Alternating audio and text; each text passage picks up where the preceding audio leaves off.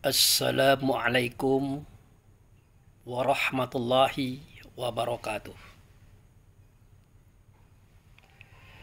Saudaraku kaum muslimin dan muslimat, saudara sebangsa dan setanah air dimanapun Anda dan berada. Berjumpa kembali dengan saya Abu Fikri dalam rangka kebaikan dan kebenaran untuk mempermudah langkah-langkah kita menuju jalan selamat, yaitu Allah dan Rasul-Nya. Saudaraku kaum muslimin dan muslimat,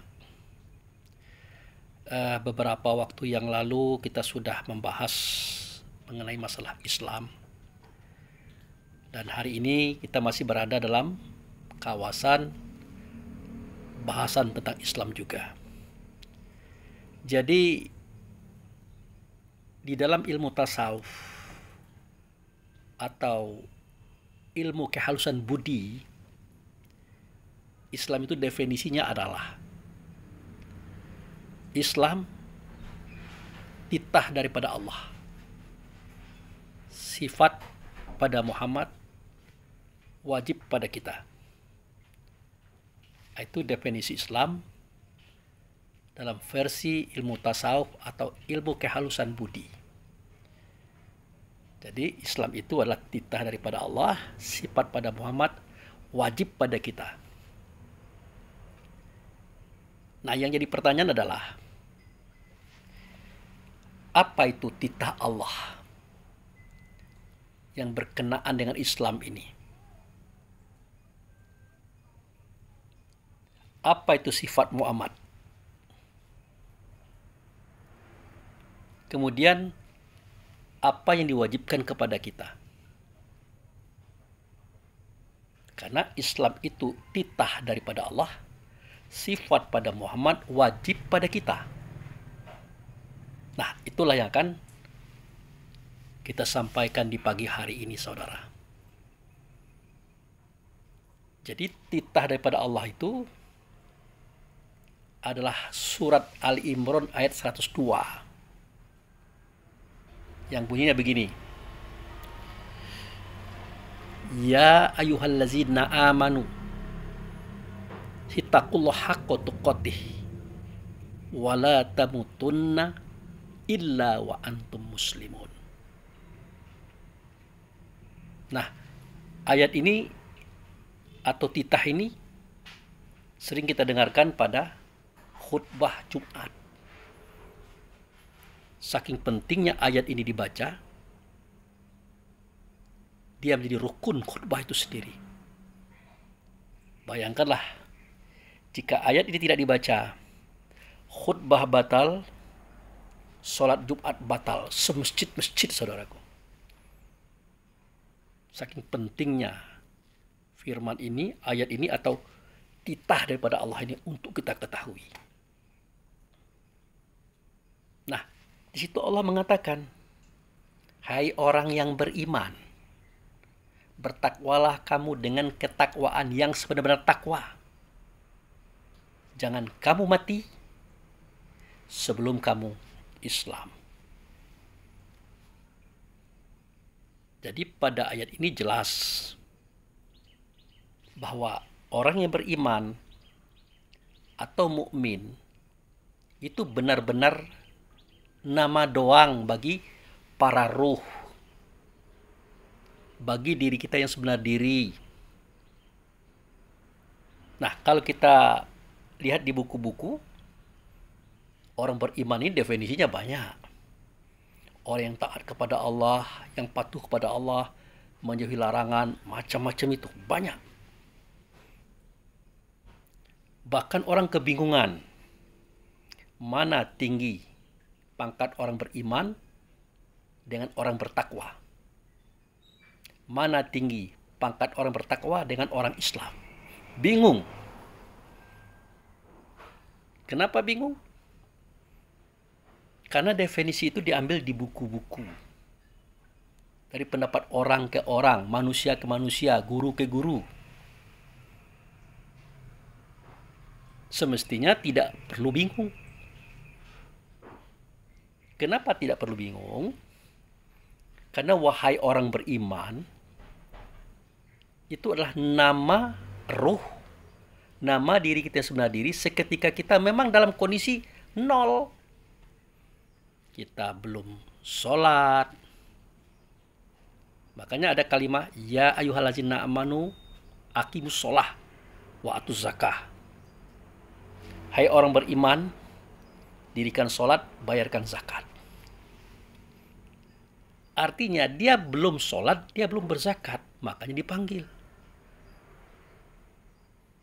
Kemudian, ya ayyuhallazina amanu kutiba alaikumusiyam. Hai orang beriman, telah datang kepada kamu momentum di mana kamu harus berpuasa. Artinya orang beriman itu belum berpuasa. Begitu juga dengan ayat surah Ali Imran ayat 102 tadi. Ya ayyuhallazina amanu hittaqullaha haqqa tuqatih wa la tamutunna illa wa antum muslimun. Hai orang beriman, bertakwalah kamu dengan sebenar-benar takwa. Artinya orang beriman belum bertakwa. Jadi kalau kita masih berstatus mukmin atau orang beriman, itu masih dalam kondisi nama doang. Baru nama kita saja, tapi belum ada action. Belum ada amaliyah. Belum ada perbuatan. Nah, makanya seruan-seruan itu dipanggilkan oleh Allah kepada para ruh yang bernama ianya dengan nama mukmin, apapun sukunya, apapun bangsanya, apapun agamanya. Karena Allah itu bukan hanya Tuhan orang Islam, bukan. Dia juga Tuhannya orang Nasrani, Yahudi, Majusi, Hindu, Buddha, Konfusius, dan macam-macam itu. Itu saudara, itu harus kita pahami. Nah, di sini Allah meminta kepada orang beriman supaya dia bertakwa. Apa itu bertakwa? Bertakwa itu artinya melaksanakan semua perintah Allah. Khususnya yang ada di rukun Islam yang 5. Ya. Khususnya ada yang di rukun Islam yang 5. Dan khususnya ada di rukun iman yang 6. Itu. Dan kebaikan-kebaikan yang lain. Yaitu melaksanakan semua perintah Allah. Menjauhi semua larangan Allah. Nah, semua larangan Allah itu dijauhi. Tidak dibuat, tidak dilakukan. Itulah bertakwa. Nah, kalau sebenar-benar takwa, ini lain lagi. Dia mentaati semua perintah Allah. Dia menjauhi semua larangan Allah dalam kondisi dia ingat kepada Allah dan Rasul. Di tempat mengingat. Itulah yang disebut dengan sebenar-benar takwa. Di mana itu tempat mengingat? Yaitu di tempat Islam. Yang kemarin sudah kita uraikan kisahnya itu. Innama umirtu an akuna minal muslimin. Disinilah aku terperintah dan disinilah aku menjadi orang Islam. Lokasinya itu adalah jauh dari tubuh kita. Jauh daripada badan kita. Dan jauh daripada negeri kita. Bahkan jauh daripada alamul kita. Alam kita gitu. Di luar syantero alam semesta. Itulah negeri Bakkah. Yang di dalamnya ada Baitullah. Rumah yang pertama kali Allah jadikan. Yang di dalam rumah itu ada kiblat, ada Ibrahim, ada kita. mandakalahu kana amina. Kalau kita masuk ke rumah itu maka aman sentau salah kita dari azab neraka, dari gangguan jin dan syaitan, dari keburukan diri kita sendiri. Itulah tempat kita mengingat. Sekaligus tempat kita bertemu dengan Allah dan Rasul di tempat itu.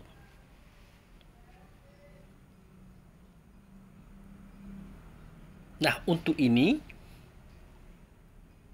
Allah Subhanahu wa taala menurunkan surah Ali Imran ayat 96, 97. Apa bunyinya? Inna awwala baiti wudi alinasi lalazi bibaka. Sesungguhnya rumah yang pertama kali, kata Allah, kata Rasul, adalah rumah yang ada di negeri Bakkah. Ingat, kalau rumah yang pertama kali itu belum ada rumah sebelum rumah itu. Artinya dia bukan cerita Ka'bah, saudaraku. Bakkah yang dimaksud, ingat, bukan Mekah hari ini. Dia ada di posisi seantero alam, di luar.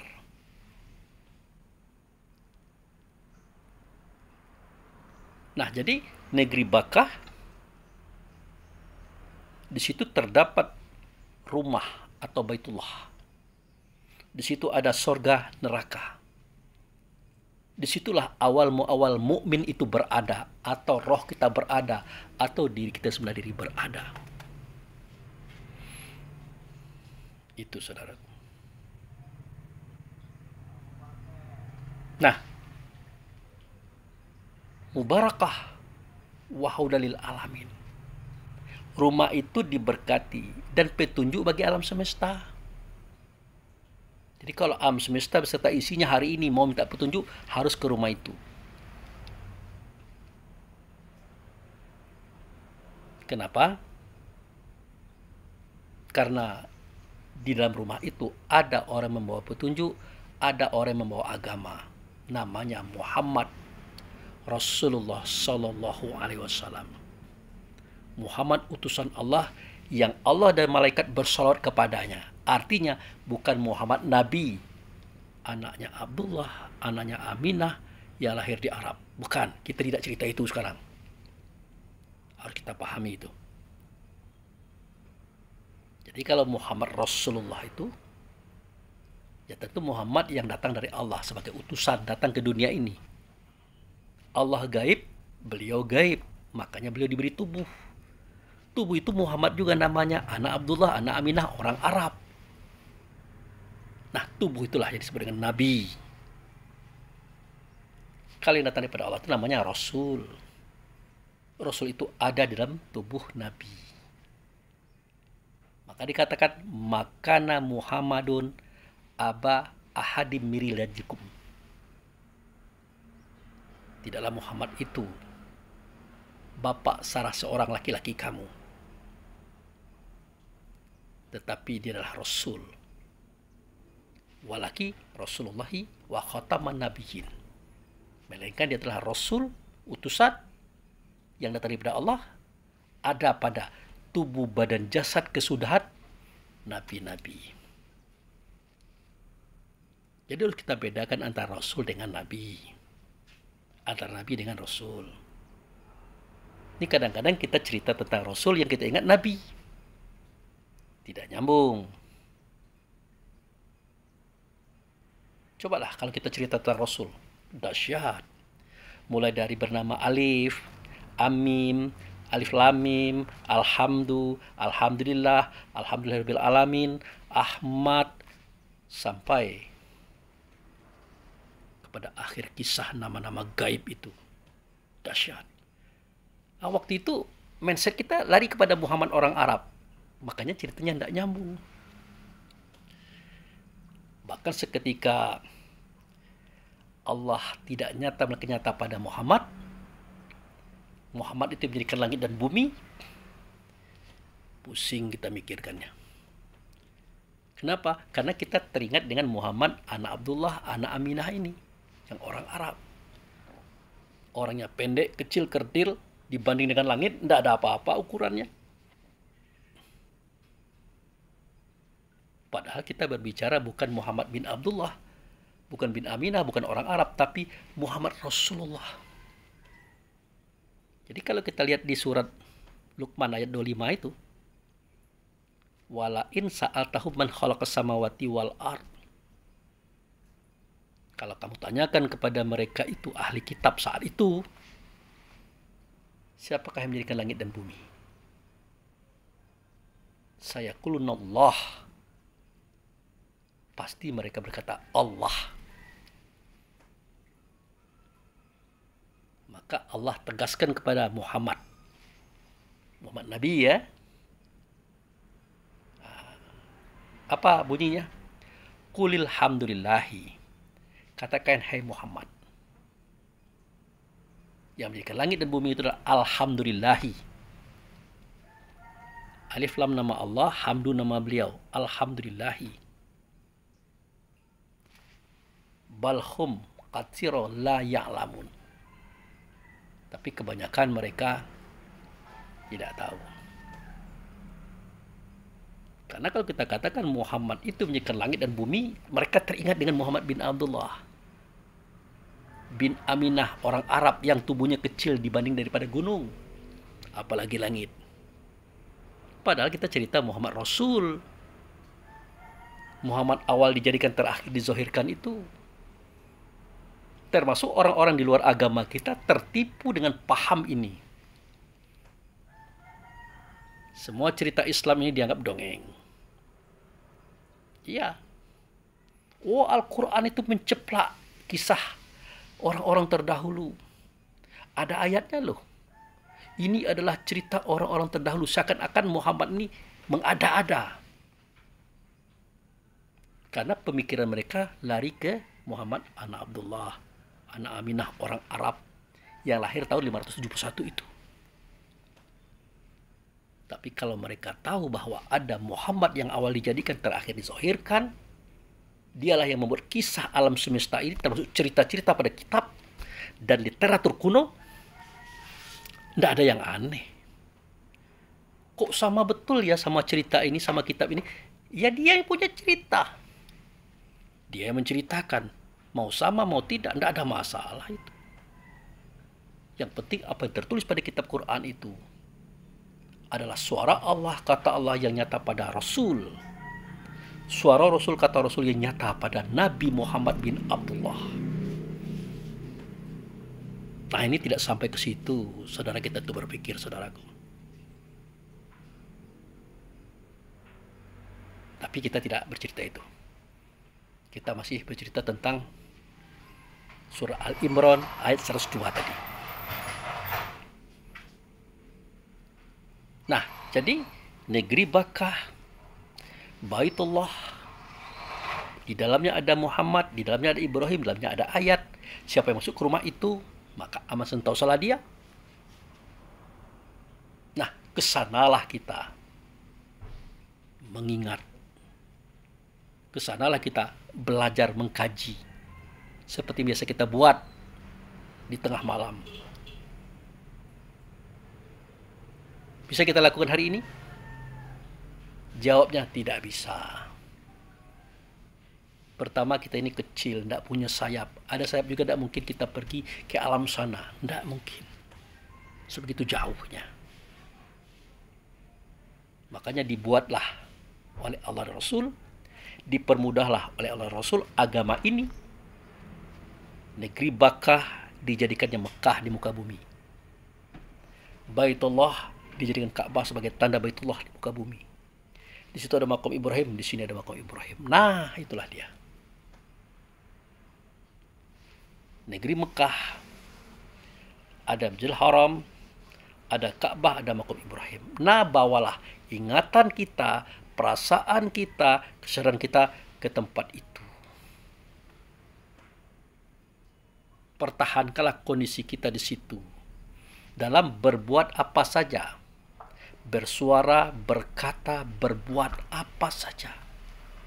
terutama berbuat baik tadi. Itulah yang disebut dengan bertakwa dengan sebenar-benar takwa. Itu saudara. Jadi kalau bertakwa saja, ya kita bersuara baik, berkata baik, berbuat baik. Di antara perbuatan baik itu adalah melaksanakan rukun Islam, rukun iman, dan kebaikan-kebaikan yang lainnya. Itu bertakwa. Tapi kalau kita hubungkan rasa batin kita, ingatan kita, rasa kita, kesadaran kita ke tempat itu, walaupun itu syariat sifatnya, itulah bertakwa dengan sebenar-benar takwa. Nah, ini titah daripada Allah loh. Bukan cerita Abu Fikri, bukan. Titah daripada Allah tadi.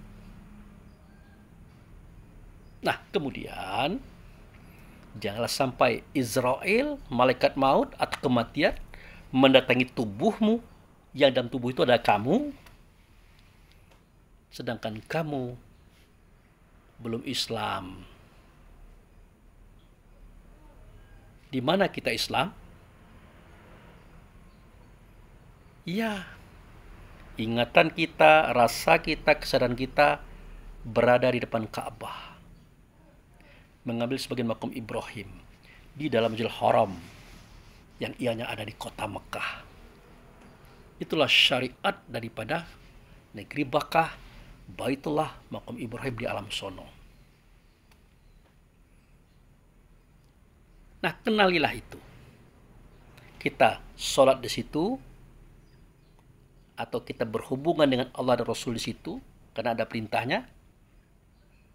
Pertama, wa min haitsu kharajta fawali wajhaka satral Masjidil Haram, wa min haitsu ma kuntum fawali wajhaka satrah.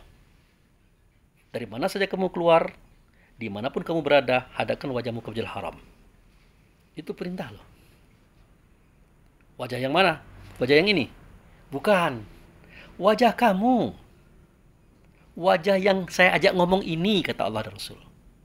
Berarti dia ngajak roh, karena roh itu yang mendengar telinga, melihat di mata, mencium di hidung, bersuara berkata di lidah, merasa di hati, berpikir di otak, bergerak di tubuh. Nah, hadaplah wajah roh itu ke situ. Apa itu wajah roh? Ingatan, rasa, kesadaran. Nah, itulah wajah roh. Jangan kemana-mana. Mantap-mantaplah di situ. Sudah? Setelah sampai di situ, di dalam Masjidil Haram ada Ka'bah sebagai tanda Baitullah, ada makam Ibrahim sebagai tanda Ka'bah. Apa kata Allah dan Rasul? Fatakhizu min maqama Ibrahim shalah. Itu dia. Kamu ambillah sebagian makam Ibrahim. Disitulah kamu sholat. Disitulah kamu menghubungkan diri kepada Allah di dalam sholat, kepada Rasul di dalam sholat. Nah, itu. Ternyata ini masih syariat kajinya, saudaraku. Masih syariat. Tetapi hakikat. Kenapa? Karena sudah menggunakan ingatan, rasa, dan kesadaran. Tidak menggunakan tubuh lagi. Loh, kok dikatakan syariat, Pak Abu? Ya karena masih bisa diceritakan. Masih bisa diomongkan, disampaikan kepada orang melalui video. Gitu. Lalu sejatinya itu bagaimana, Pak Abu Fikri? Nah, itu dia. Sejatinya itu. Nah, sejatinya itu adalah sholat itu artinya menghubungkan diri kita kepada Allah, Muhammad sebagai wasilah. Itu sejatinya. Benarkah Muhammad itu wasilah? Jawabnya benar. Coba perhatikan. Seketika waktu sholat sampai, kan azan. Setelah azan, ada doa azan atau doa setelah azan. Allahumma Rabba hazihi da'wati tammah wa sholatil qaimah ati Muhammadani wasilah wal fadilah. Ada? Ya, adalah. Wahai Allah yang memiliki seruan sempurna, yaitu sholat yang akan didirikan. Hadirkan di engkau Muhammad sebagai perantara antara aku dengan engkau ya Allah dalam sholat ini.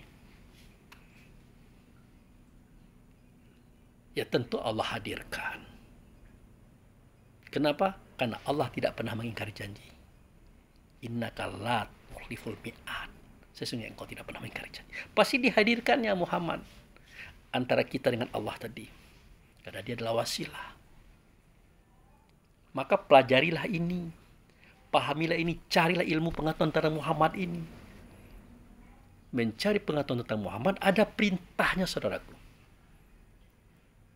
Coba lihat pada surah Al-Ma'idah ayat 35 itu. Ya ayyuhallazina amanu hittaqullah. Nah, itu dia. Wahai orang beriman, wahai mukmin, wahai ruh, wahai diri kamu sendiri, bertakwalah kamu kepada Allah. Artinya berbuat baiklah. Suara baik, kata baik, berbuat baik kepada siapapun. Wabtahu ilahi wasilah. Nah, itu dia.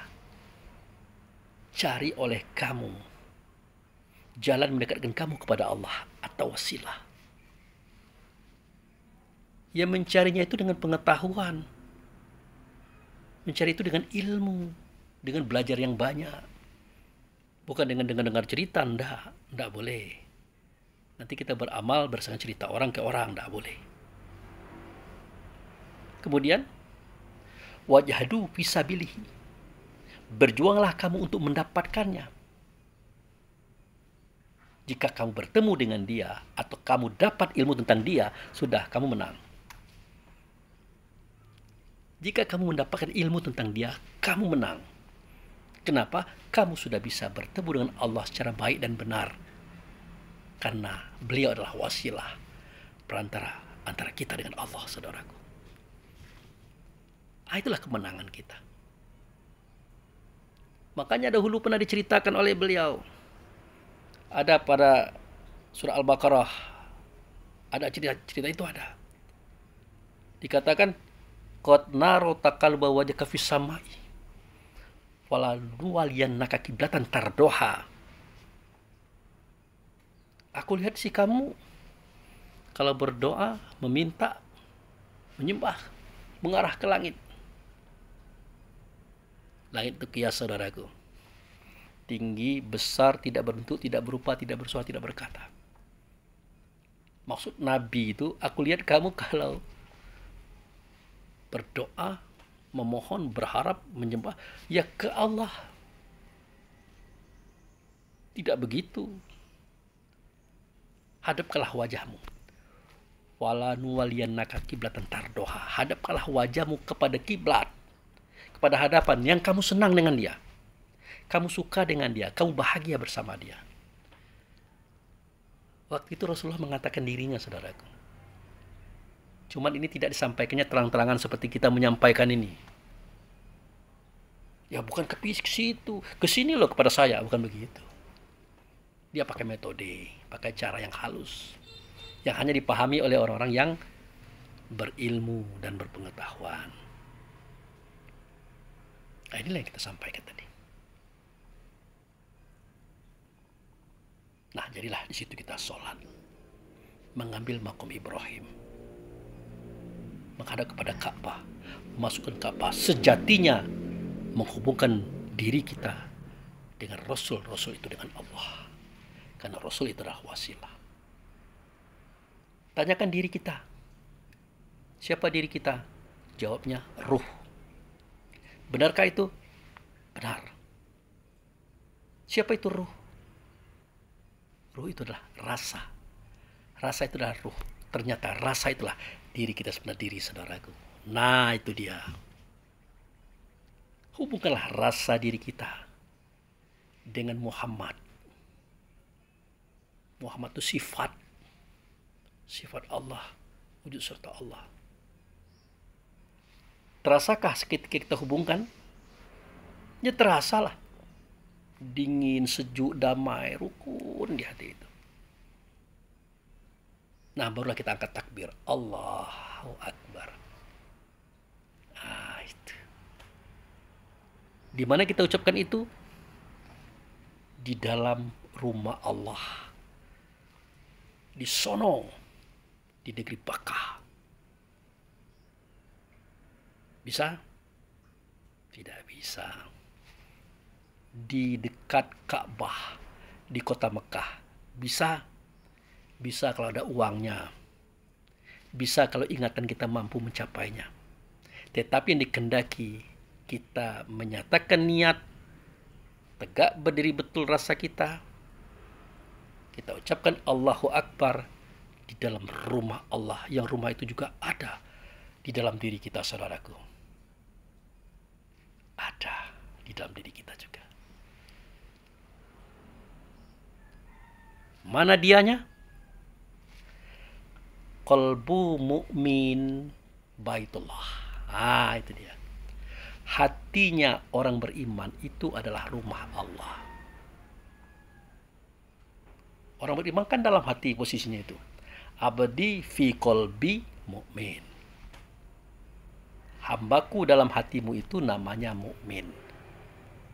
Nah, hati itulah rumah. Rumah Allah yang ada dalam tubuh kita. Rumah Allah yang ada dalam tubuh kita. Jadi kalau bercerita kita tentang Baitullah ini, ada 4 macam. Pertama, Baitullah hakikat. Di negeri Bakkah sana. Tempat kita berasal, tempat kita kembali. 1. Yang kedua, Baitullah yang ada di Mekah, Masjidil Haram. Yang ketiga, masjid yang ada di depan rumah kita, di samping rumah kita, di kantor kita, di kampung kita. Sejatinya ada Baitullah di dalam dada kita. Itu saudaraku. Pak Abu Fikri, selama ini jarang-jarang Bapak mengatakan ada Baitullah di dalam dada kita. Ada rumah Allah dalam dada kita. Coba lihat Al-Quran. Apa bunyinya? Mulai daripada wa izibatala Ibrahim rabbuhu bikalimati fa'atamahunna. Ingatlah seketika kami uji Ibrahim dengan beberapa kalimat. Kemudian dia berhasil melaksanakannya. Dia bisa menjawabnya dengan baik dan benar. Waja'iluka imam malinas. Aku katakan kepada Ibrahim, mulai hari ini engkau adalah imam bagi semua manusia. Maka Ibrahim meminta juga untuk kaumnya, umatnya, keturunannya. Wa min zuriyati, dan juga untuk keturunanku. Apa kata Allah? La yanahlu ahdi zalimin. Bisa, tapi tidak untuk orang yang zalim. Orang yang zalim itulah orang yang tidak tahu siapa dirinya, mana dirinya, dan bagaimana kondisi dirinya. Itu orang zalim. Nah, kemudian wa'iz. Nah, dan ingatlah, wa'iz ja'alna baitan masabatan linnasi wa amna wa takhizuma maqama Ibrahimus shalah. Dan ingatlah seketika aku menjadikan rumah tempat berkumpulnya semua manusia. Nah, pada waktu itu aku berkata kepada Ibrahim dan Ismail. Berkata kepada Ibrahim dan Ismail. Antohiru baiti li ta'ifina wa akifina wa ruka'atina sujud.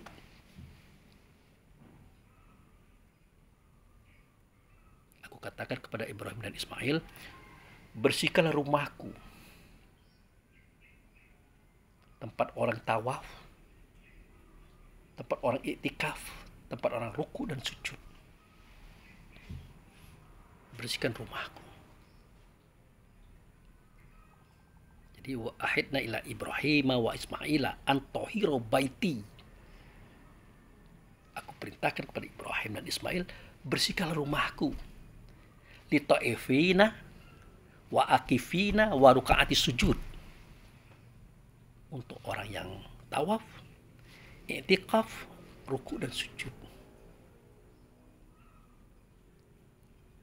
Pertanyaannya, mana itu rumahku, tempat orang tawaf, tempat orang itikaf, tempat orang ruku, dan tempat orang sujud, mana rumah itu? Karena kita kebiasaan melihat itu ada di Mekah, di dalam Masjidil Haram, kita kira itu adalah Ka'bah. Kita kira itu adalah Ka'bah. Padahal rumah tempat orang yang tawaf. Rumah tempat orang yang iktikaf. Rumah tempat orang yang ruku. Rumah tempat orang yang sujud. Siapa yang tawaf? Manusia, Pak Abu. Kami lihat dia tawaf mengelilingi Ka'bah. Dimulai pada Hajar Aswad, dia tawaf 7 kali keliling. Pertanyaan yang Anda lihat itu manusianya atau rohnya? Manusianya, Pak Abu. Rohnya kelihatan? Enggak. Jadi yang tawaf itu adalah roh. Menggunakan alat kendaraan, itulah tubuh. Di mana rumah ruh? Di mana rumah ruh? Pada kita di mana? Abdi fi qalbi mu'min. Nah, itu dia.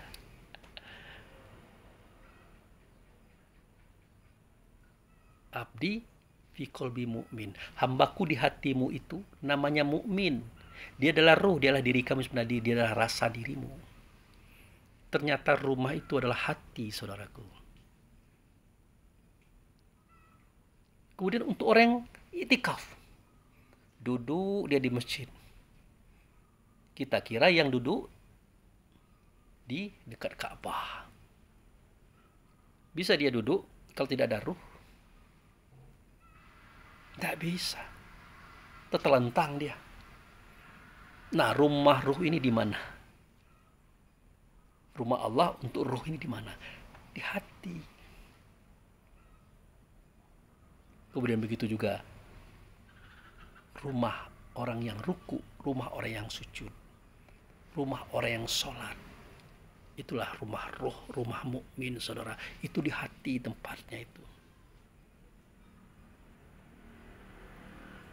Nah, itulah alasannya kenapa orang-orang torikat, orang-orang tasawuf mengatakan bahwa Baitullah itu ada 4. Satu Baitullah hakikat, satu Baitullah di Masjidil Haram, satu Baitullah yang ada di masjid-masjid sekitar rumah kita, kampung kita, kantor, kebun. Satu lagi yang di dalam hati kita. Dibersihkan itu, kata Allah. Ngomong kepada Ibrahim. Dibersihkan itu, kata Allah, ngomong kepada Ismail, supaya diajarkan kepada anak-anakmu, jangan sampai kotor rumahku yang dalam dadamu itu, karena kamu ada di dalamnya loh. Nah, itulah alasannya kenapa seketika kita hendak menghadapi Allah dalam sholat, kita wajib bersihkan dulu rumah itu. Bersihkan dulu. Cara membersihkannya dengan air wudhu. Kita cari 8 lubang tempat masuknya noda ke dalam hati.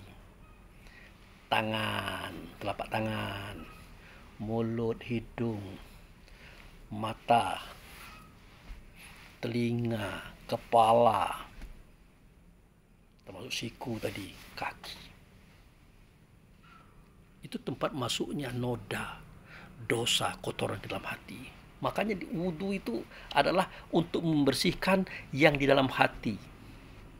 Ya, seketika kita mencuci tangan, yang kita cuci itu sebenarnya bukan tangan, tapi yang punya tangan. Dia ada dalam hati. Otomatis mencuci tempat tinggalnya dia, itulah hati. Kalau tidak seperti itu, tidak bisa bertemu dengan Allah. Tidak bisa bertemu dengan Rasul dalam sholat. Tidak bisa. Nah, itu saudaraku. Nah, di dalam rumah itulah terjadi pertemuan rasa diri kita dengan Rasul, Rasul dengan Allah. Jika terasa, angkatlah takbir. teruslah berjalan. Ucapkanlah suara kata seperti yang diajarkan dalam lapas-lapas sholat. Pahamilah maknanya. Resapilah rasanya. Sudah sampai kita kepada dia. Itu adalah induk perbuatan, namanya sholat. Bagus sholat ini, maka baguslah suara kata perbuatan kita di luar sholat. Buruk sholat kita di sini, maka buruklah suara kata perbuatan kita di luar sholat. Kalau sudah bisa seperti itu, sama artinya kita sudah berada di negeri selamat, saudaraku. Sama artinya kita berada di negeri selamat. Nah, Pak Bu Fikri, kalau kita sudah cerita seperti ini, apa masih kita cerita tentang masjid di depan rumah? Masjid di Mekah? Atau masjid yang di seantero alam itu? Di Baitul Hakikat? Tidak usah lagi. Cukup kita fokus di sini. Nah, begitulah kita bersuara, berkata, berbuat baik di masyarakat. Cukup fokus dalam rasa kesadaran kita kalau kita dengan Allah dan dengan Rasul. Itulah takwa yang sebenar-benar takwa. Nah,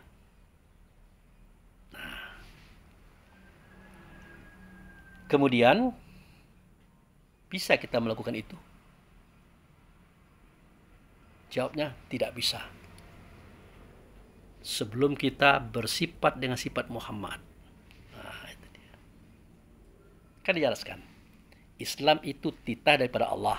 Urainya sudah. Sifat pada Muhammad. Nah, sifat pada Muhammad yaitu sidik, amanah, tabligh, fatonah. Apa hubungannya ini dengan cerita kita tadi? Artinya tidak akan mungkin orang yang tidak bersifat dan sifat Muhammad bisa melaksanakan itu. Tidak mungkin. Makanya di akhir kalimah, Islam itu titah daripada Allah, sifat pada Muhammad, wajib pada kita sifat Muhammad. Nah, itu di akhirnya kan begitu. Jadi wajib kita bersifat dengan sifat Muhammad. Kalau kita ingin masuk ke makom itu. Itu saudaraku. Apa itu sifat Muhammad? Pertama, sidik. Sidik itu artinya benar. Yang benar adalah Allah dan Rasul. Kalau kita ini tidak benar, tidak baik, tetapi dibenarkan oleh Allah dan Rasul, diperbaiki oleh Allah dan Rasul, dicabut hati kita ini dari penyakit oleh Allah dan Rasul. Itulah yang disebut dengan Allah mengurus ruh, Rasul mengurus ruh, Tuhan mengurus ruh kita.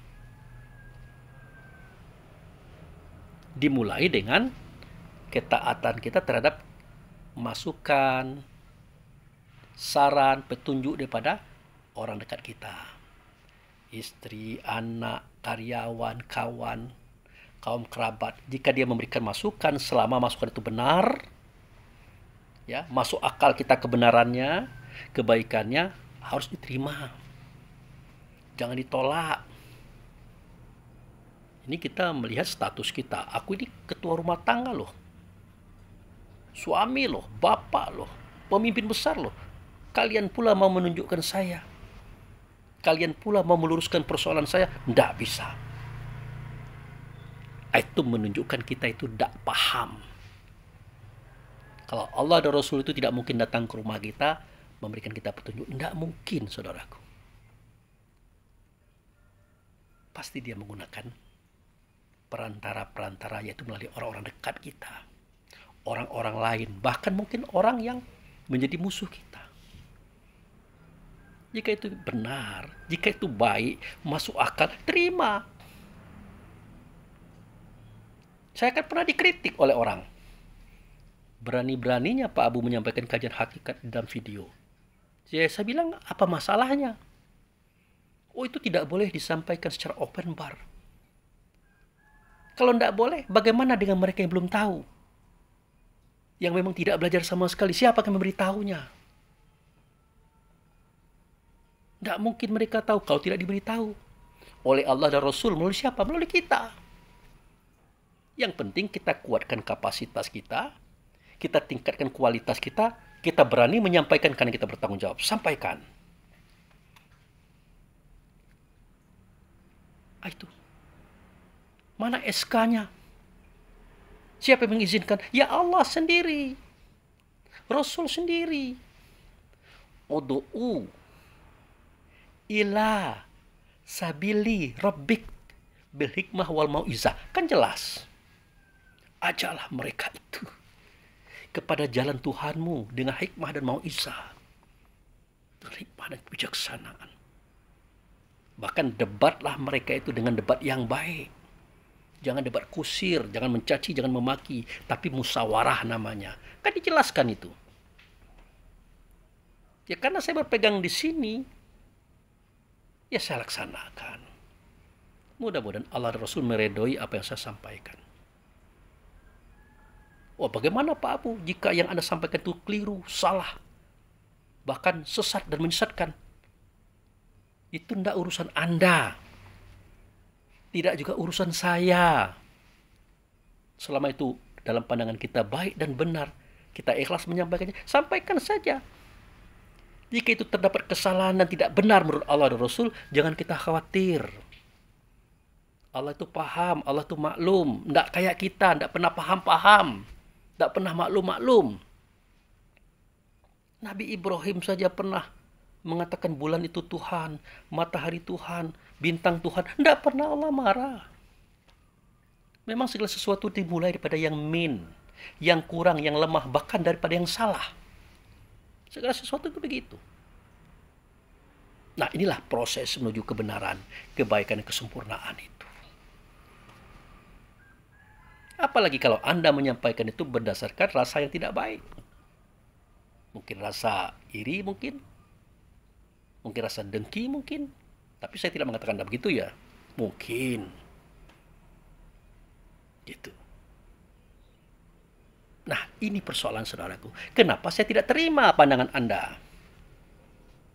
Karena justru dicari pengetahuannya, disampaikan pengetahuannya berdasarkan pengetahuan pula. Makanya kita harus belajar. Supaya kita bisa memberikan manfaat kepada orang banyak. Bukan saya tidak menerima saran Anda. Makanya saya tidak sebut nama organisasi karena bermasalah bagi Anda. Padahal itulah kesempatan saya mengibarkan bendera kita semestinya. Kalau tidak boleh, tidak apa-apa. Gitu. Nah, itu masalah sidik. Sidik itu artinya benar. Yang benar adalah Allah, yang benar adalah Rasul. Kalau kita ini tidak benar, maka dibenarkan oleh Allah Rasul. Saya jujur saudara, maaf. Ada sewaktu saya memberikan khutbah hari raya. Saya membaca sholawat. Allahumma sholli ala Sayyidina Muhammad. Pakai ha. Kemudian wa ala ali Ibrahim. Pakai ha lagi. Dikritik oleh anak muda. Perempuan lagi. Kalau boleh saya katakan bocil. Bocah kecil. Dalam usia dan pengalaman saya. Tapi karena apa yang dia kritikkan itu adalah benar. Saya acung jempol kepada dia. Saya ucapkan terima kasih kepada dia. Anda sudah mengingatkan saya. Karena tidak mungkin ha yang ada pada Muhammad sama dengan ha yang ada pada Ibrahim. Walaupun kritiknya itu mengejek. Saya baru tahu ya, ha dan ha itu dibaca sama. Yaitu ha. Dia mengejek. Karena dia ahli. Ya, ahlilah anak pesantren. Dia sekolah. Dia belajar, dia menghafal. Sehingga dia paham betul. Tidak kayak kita, sekolahlah tidak. Belajarlah tidak, menghafallah tidak. Tapi harus tahu diri. Seketika kita keliru, diingatkan, terima. Karena Allah Rasul mengingat itu tidak langsung melalui Allah, tapi melalui Rasul. Tidak langsung melalui Rasul, melalui orang-orang dekat. Bahkan orang yang jauh daripada kita yang menonton video kita. Tidak apa-apa. Tidak usah takut pula kita dikatakan bodoh. Takut pula kita dikatakan tidak punya kapasitas. Tidak apa-apa. Memang kita bodoh. Memang kita tidak punya kapasitas. Hanya Allah saja yang menginginkan kita ini punya kapasitas dan tidak bodoh lagi. Hanya Allah yang berkeinginan. Nah, terimalah keinginan Allah itu. Mudah-mudahan kita tidak bodoh lagi. Kan gitu. Oke. Nah, masuk pada sifat Muhammad yang kedua. Yaitu amanah. Amanah itu kepercayaan Allah. Allah dan Rasul percaya kepada kita. Untuk apa? Menyuarakan, mengatakan, memperbuat perbuatan Allah di alam semesta. Jangan diperbuat sifat hawa nafsu dunia syaitan. Jangan. Perbuatlah seperti yang Allah kendaki, Rasul kendaki kepada kita. Bersuaralah suara yang baik, kata yang baik, dan perbuatan yang baik seperti yang Allah dan Rasul kendaki. Jangan lain daripada itu. Karena kita menjalankan amanahnya Allah. Tidak nyata Allah, melainkan nyata pada Rasul. Tidak nyata Rasul, melainkan nyata pada ruh kita. Tidak nyata ruh kita, melainkan nyata pada apa yang kita buat dalam bentuk suara, kata, perbuatan, saudaraku. Itulah amanah. Yang ketiga, tabligh. Menyampaikan. Ya sama. Tidak ada yang kita sampaikan dalam bentuk suara. Tidak ada yang kita sampaikan dalam bentuk kata. Tidak ada yang kita sampaikan dalam bentuk perbuatan, kecuali yang Allah dan Rasul kendaki. Itu. Jangan selain pada itu. Berkhianat namanya. Itu saudaraku. Nah, yang keempat, fatonah. Cerdik lagi bijaksana. Nah, ini tidak bisa kita pelajari ini. Tidak bisa kita pelajari, saudara, dimanapun sekolahnya tidak ada. Kapan kita dapat? Nah, seketika sidik sudah kita buat, amanah sudah kita buat, tabligh sudah kita buat sesuai dengan Allah dan Rasul, maka insya Allah kita akan fatonah. Kita akan cerdik lagi bijaksana. Kita jarang keliru dan jarang salah dalam perbuatan kita. Baik itu suara, kata, ataupun perbuatan itu sendiri. Nah, kalau sudah seperti ini, mudah-mudahan kita bisa melaksanakan ketakwaan yang sebenarnya takwa seperti yang Allah Rasul kendaki yang ada pada surah Al-Imran ayat 102 tadi, saudaraku. Itu. Jadi harus kita pahami ini. Mulai pada suara, kata, dan perbuatannya harus dipahami. Salat. Kita bersuara, berkata. Pahami terjemahannya itu. Pahami. Jangan kita ngomong tapi kita tidak mengerti apa yang kita omong. Tidak boleh. Makanya Allah katakan, ya ayyuhallazina amanu la taqrabus shalah wa antum sukara hatta ta'lamu ma ta'kulun. Wahai orang beriman, jangan kamu mendekati sholat sedangkan kamu sedang mabuk. Kalau sedang mabuk tidak boleh sholat. Sampai kapan? Hatta ta'lamu ma ta'kulun. Sehingga kamu tahu apa yang kamu perkatakan itu. Ah, ini mabuklah tidak, minum tuaklah tidak, tapi tidak mengerti perkataan, keterlaluan. Artinya bukan sekedar jangan, bahkan jangan nian gitu. Nah. Janganlah kamu mendekati sholat sedangkan kamu sedang mabuk. Mabuklah tidak, minum tuaklah tidak, tapi tidak mengerti perkataan. Itu sama dengan beo. Beo itulah sejenis burung. Bisa bersuara, bisa berkata seperti apa yang dia dengar, tapi dia tidak tahu. Beo bodoh. Nanti dia bilang, beo bodoh pula. Hei beo, mengertikah kamu apa yang kau katakan? Nanti dia ulangi. Hei beo, mengertikah kamu apa yang kau katakan? Jadi jelas, dia hanya mengatakan apa yang dia dengar. Tapi dia tidak tahu paham dan makna apa yang dia katakan. Beo lah kita itu. Nah, jadi keberadaan beo adalah tamparan Allah untuk kita, saudara. Oke. Nah, jadi itu saja yang bisa saya sampaikan sebagai sambungan. Dikehendaki kita adalah Islam. Caranya laksanakan titah dan perintah Allah yang saya ceritakan tadi. Dengan sifat Muhammad yang 4. Wajib ianya pada kita dalam suara, kata, dan perbuatan sehari-hari hingga kita mati. Oke, saudaraku. Ya, terima kasih. Demikian saja. Lebih dan kurang saya mohon maaf. Wabillahi taufiq wal hidayah. Assalamualaikum warahmatullahi wabarakatuh.